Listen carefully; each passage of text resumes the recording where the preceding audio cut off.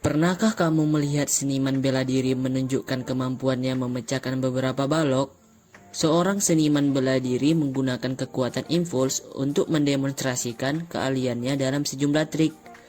Ketika seorang ahli bela diri bermaksud untuk memecahkan benda keras seperti batu bata atau papan kayu dan lain-lain, dengan menggunakan tangannya, dia akan menggerakkan tangannya dengan cepat dan mengenai benda tersebut dengan kecepatan yang lebih cepat.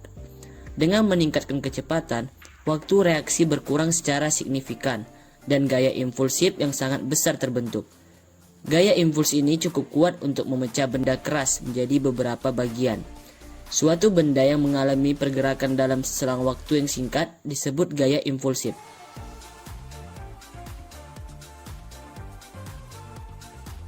Pengertian impuls. Impuls adalah peristiwa gaya yang bekerja pada benda dalam waktu hanya sesaat. Atau impuls adalah peristiwa yang bekerjanya gaya dalam waktu yang sangat singkat. Impuls dapat digambarkan sebagai jumlah yang menyatakan efek dari gaya total yang bekerja pada suatu benda. Adapun rumus dari impuls yaitu I sama dengan F kali delta T. Keterangannya, I sama dengan impuls, satuannya Newton sekon. F sama dengan gaya impuls, satuannya Newton. Dan delta T sama dengan perubahan waktu, satuannya sekon. Contoh soal impuls. Soal, sebuah bola dipukul dengan gaya 50 Newton dengan waktu 0,01 sekon. Maka, tentukanlah berapa besar impuls dari bola tersebut. Penyelesaian, diketahui F sama dengan 50 Newton, T sama dengan 0,01 sekon. Ditanya I atau impuls. Jawab, I sama dengan F kali delta T. I sama dengan 50 Newton dikali 0,01 sekon. I sama dengan 0,5 Newton sekon. Jadi, impuls dari bola sebesar 0,5 Newton sekon. Ketika kalian mengendarai mobil yang sama dengan kecepatan yang berbeda, manakah usaha yang lebih besar untuk menghentikan mobil tersebut? Apakah yang kecepatannya kecil atau yang kecepatannya tinggi? Tentu saja, mobil dengan kecepatan yang lebih tinggi akan lebih sulit diberhentikan. Hal ini berhubungan dengan konsep momentum. Pengertian momentum. Momentum adalah ukuran kesulitan untuk memberhentikan benda. Semakin berat benda, maka momentum akan semakin besar. Semakin cepat benda bergerak, maka momentum juga akan semakin besar. Adapun rumus dari momentum adalah P sama dengan M kali V. Keterangan, P sama dengan momentum, satuannya kilogram kali M per S. M sama dengan massa, satuannya kilogram.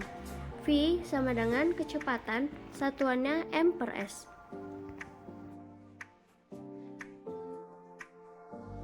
Contoh soal momentum. Tono yang bermassa 50 kg naik sepeda dengan kecepatan 36 km per jam. Tentukan momentum Tono jika sepeda bergerak pada arah sumbu X. Penyelesaian, diketahui M sama dengan 50 kg, V sama dengan 36 km jam atau V sama dengan 10 meter per sekon. Ditanya P. Jawab, P sama dengan M kali V.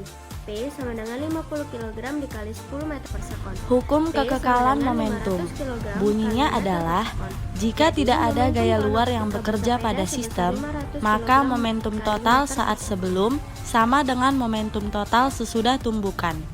Ketika menggunakan persamaan ini, kita harus memerhatikan arah kecepatan tiap benda.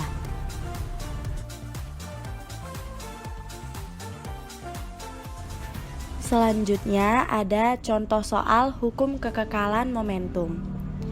Sebuah peluru dengan massa 50 gram dan kecepatan 1400 meter per sekon mengenai dan menembus sebuah balok dengan massa 250 kg yang diam di bidang datar tanpa gesekan.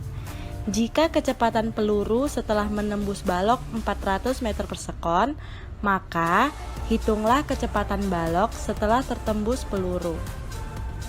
Penyelesaiannya diketahui M1 sama dengan 50 gram, lalu kita ubah ke kilogram menjadi 0,05 kg. V1 sama dengan 1400 meter per sekon. M2 sama dengan 250 kg, V aksen 1 sama dengan 400 meter per sekon. Ditanya V aksen 2. Nah, cara menjawabnya kita gunakan rumus hukum kekekalan momentum, di mana M1V1 ditambah M2V2 sama dengan M1 V aksen 1 ditambah M2 V aksen 2. 0,05 dikali 1400 ditambah 250 dikali 0 sama dengan 0,05 dikali 400 ditambah 250 dikali V aksen 2. 0,05 dikali 1400 ditambah 250 dikali 0, dapatlah hasilnya 70. Sama dengan 20 ditambah 250 dikali V aksen 2. Kita pindahkan ke kiri ya teman-teman. 70 kurang 20 sama dengan 250 dikali V aksen 2. 70 dikurang 20 sama dengan 50 sama dengan 250 dikali V aksen 2. V aksen 2 sama dengan 50 dibagi 250. Didapatlah hasilnya V aksen 2 sama dengan 0,2 meter per sekon. Jadi, kecepatan balok setelah tertembus peluru sebesar 0,2 meter per sekon.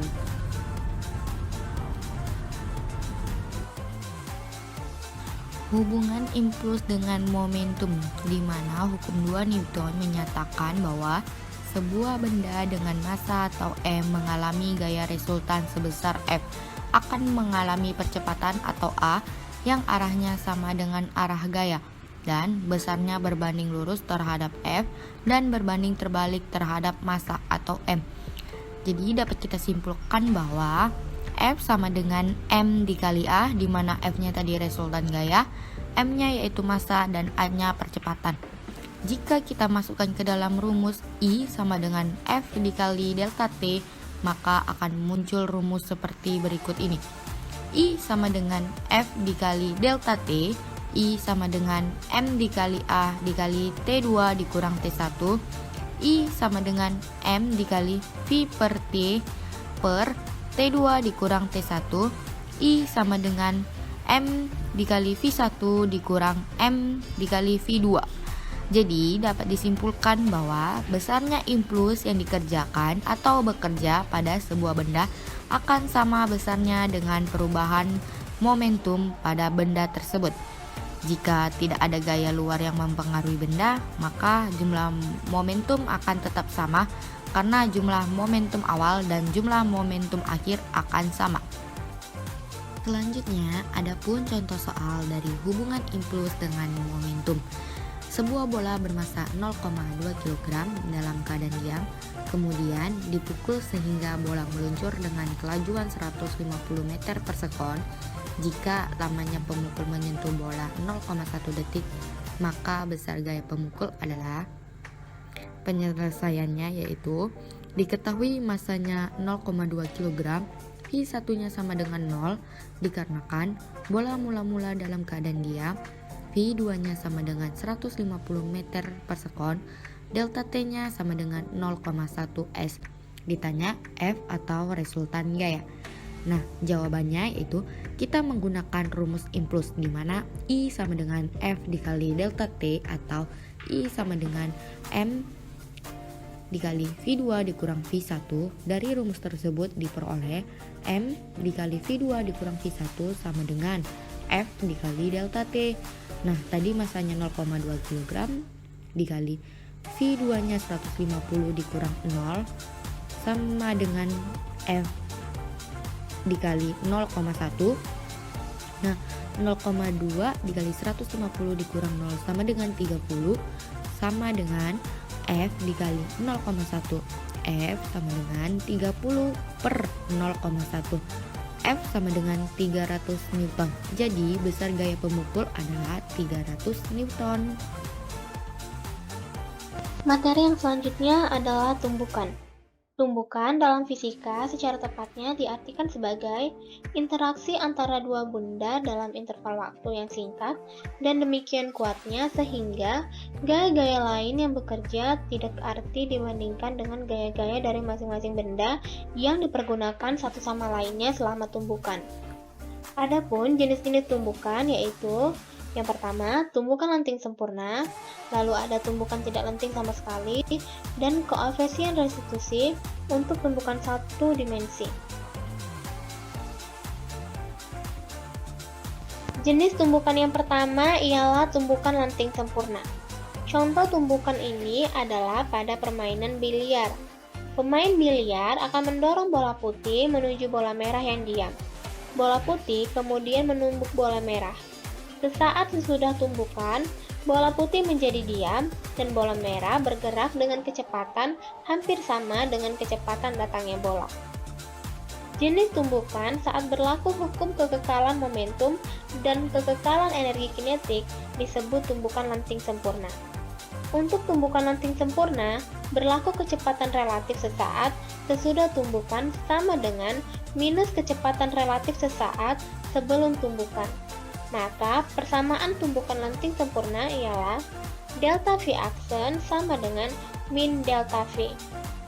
Maka, V2 aksen dikurang V1 aksen sama dengan min V2 dikurang V1.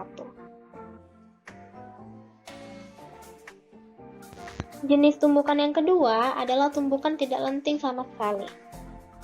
Pada tumbukan tidak lenting sama sekali, sesaat setelah tumbukan, kedua benda bersatu dan bergerak bersama dengan kecepatan yang sama. Contohnya, saat kita melemparkan plastisin dalam arah mendatar menuju bola biliar yang diam di atas lantai yang licin. Kita amati plastisin menembus sentral bola dan keduanya kemudian bergerak bersama dengan kecepatan yang sama pula. Pada tumbukan tidak lenting sama sekali, kedua bola bersatu sesudah tumbukan. Maka berlaku hubungan kecepatan sesudah tumbukan V2 aksen sama dengan V1 aksen sama dengan V aksen. Dengan demikian, maka M1 V1 ditambah M2 V2 sama dengan M1 tambah M2 dikali V aksen. Jenis tumbukan yang ketiga adalah koefisien restitusi untuk tumbukan satu dimensi. Pada umumnya, sebagian besar tumbukan berada di antara kedua ekstrim, tumbukan lenting sempurna dan tidak lenting sama sekali. Tumbukan ini yang disebut dengan tumbukan lenting sebagian. Contohnya, saat kita menjatuhkan bola tenis dari ketinggian tertentu atau H1, sehingga bola tersebut akan memantul kembali dan membentuk H2, di mana H2 selalu lebih kecil daripada H1. Koefisien restitusi diberi dengan lambang E adalah negatif perbandingan antara kecepatan relatif sesaat sesudah tumbukan dengan kecepatan relatif sesaat sebelum tumbukan untuk tumbukan satu dimensi, di mana E sama dengan min delta V aksen per delta V, atau sama dengan min V2 aksen dikurang V1 aksen per V2 dikurang V1. Nilainya adalah terbatas, yaitu antara 0 dan 1. Untuk tumbukan lenting sempurna, E sama dengan 1 dan tumbukan tidak lenting sama sekali, E sama dengan 0. Selanjutnya yaitu penerapan momentum dan impuls dalam kehidupan sehari-hari. Yang pertama, pesepak bola. Saat bola diam, kecepatannya 0. Oleh karena itu, hasil kali massa dan kecepatan benda yaitu momentum menjadi 0. Setelah gaya diberikan oleh pemain, momentum meningkat ke nilai yang lebih tinggi karena perkembangan kecepatan. Perubahan momentum yang tiba-tiba ini mengarah pada pembentukan gaya impulsif. Gaya impulsif membantu bola melakukan perjalanan jarak jauh dalam durasi waktu yang singkat. Penerapan momentum dan impuls dalam kehidupan sehari-hari yang kedua yaitu palu. Tujuan kepala palu dibikin besi supaya selang waktu kontak menjadi lebih singkat, sehingga gaya impuls yang dihasilkan lebih besar. Kalau gaya impulsnya besar, maka paku akan tertanam lebih dalam. Penerapan momentum dan impuls dalam kehidupan sehari-hari yang ketiga yaitu sarung tinju. Sarung tinju yang dipakai oleh petinju berfungsi untuk memperlama bekerjanya gaya impuls ketika memukul lawannya. Pukulan tersebut memiliki waktu kontak yang lebih lama dibandingkan memukul tanpa sarung tinju. Maka gaya yang bekerja juga semakin kecil sehingga sakit terkena pukulan bisa dikurangi. Kesimpulannya yaitu impuls adalah peristiwa bekerjanya gaya dalam waktu yang singkat. Sedangkan momentum adalah ukuran kesulitan untuk memberhentikan benda.